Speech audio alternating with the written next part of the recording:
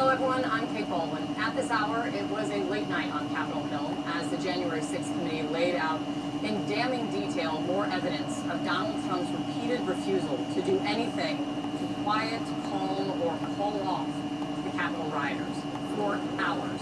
Last night's primetime hearing focused on the more than 3 hours that Trump actively did nothing to stop the deadly violence. Two former West Wing aides testifying that Trump watched the violence unfold on television, confirming that he never called the military or law enforcement, not a single call. And we saw a testimony of how he refused the pleas for action from essentially all of his advisors and his family. We also saw outtakes of a video Trump recorded the day after the attack. In it, he refuses to say even then that the election was over. Let's begin with CNN's Jessica Schneider, live in Washington with highlights from last night. Jessica, there was a lot there. There was, Kate. The committee compiling this comprehensive and compelling minute-by-minute account of Trump's inaction. And they documented the pleas from everyone inside and outside the White House for Trump to condemn the violence. But instead of telling his supporters to back down, Trump spent most of his time in his private dining room watching the attack unfold on TV until he finally, and really reluctantly, sent out a video message that advisors ultimately said still missed the mark. President Trump did not fail to act. He chose not to act. The House Select Committee investigating January 6th, making the case that then President Trump betrayed his oath of office during the Capitol attack. A White House security official, whose identity was concealed by the panel, details the security concerns in allowing Trump to go to the Capitol after his rally. The president wanted to lead tens of thousands of people to the Capitol. I think that was enough grounds for us to be alarmed.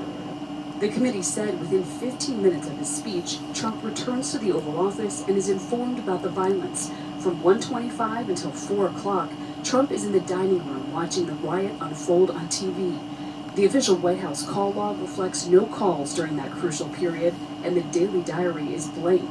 The White House photographer said she was told not to take pictures. The committee has learned from former Trump attorney Rudy Giuliani's phone records that the two spoke at least twice during those 187 minutes. We're going to try and get compliance, but this is now effectively a riot. Once the D.C. police condemning the violence and telling everyone to leave, he resists, instead sending tweets that many close to Trump think aren't strong enough. I believe more needed to be done. Okay? I believe that a public statement needed to be made. I can't think of anybody, on that day who didn't want people to get out of the Capitol particularly once the violence started. No. What about the president? Yeah.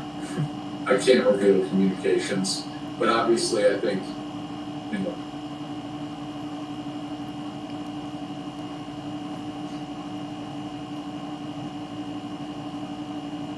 yeah. The committee released audio of the frantic dash by the Secret Service to get then Vice President Pence to safety.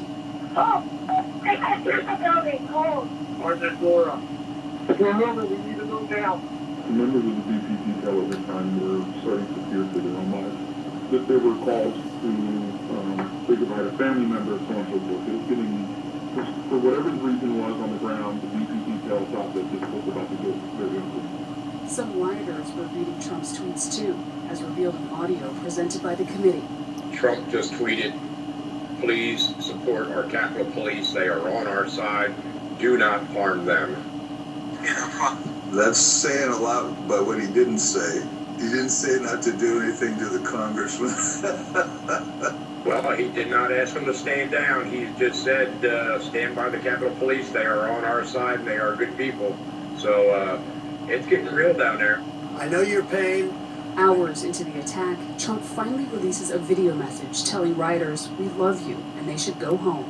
I'm here delivering the president's message. He sends another tweet just after 6 p.m., falsely repeating that the election was stolen. Within a half hour, he retires to the residence for the night. President Trump reflected on the day's events with a White House employee. He said only, quote, "Mike Pence let me down."